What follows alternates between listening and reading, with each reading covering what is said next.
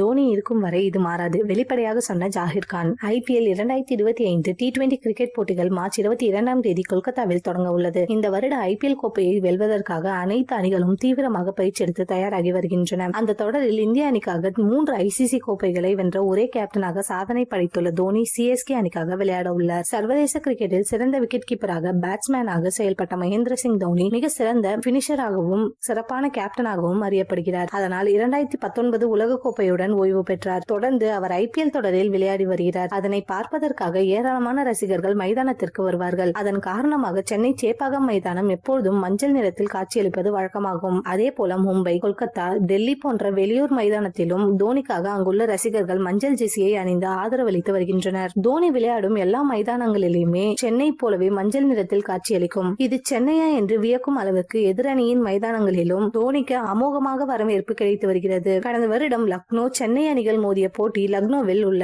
அடல் பிகாரி வாஜ்பாய் மைதானத்தில் நடைபெற்றது. அங்கே லக்னோ அணியை விட தோனிக்காக ஏராளமான ரசிகர்கள் மஞ்சள் ஜெர்சியை அணிந்து CSK அணிக்காக ஆதரவு கொடுத்தனர். இந்நிலையில் தோனி IPL போட்டிகள் விளையாடும் வரை இந்தியாவின் எந்த மைதானத்திலும் மஞ்சள் நிற உடை அணிந்த ரசிகர்களின் எண்ணிக்கையை குறைக்க முடியாது என்று லக்னோ சூப்பர் ஜெயின்ஸ் அணியின் ஆலோசகர் ஜாகிர் கான் கூறியுள்ளார்.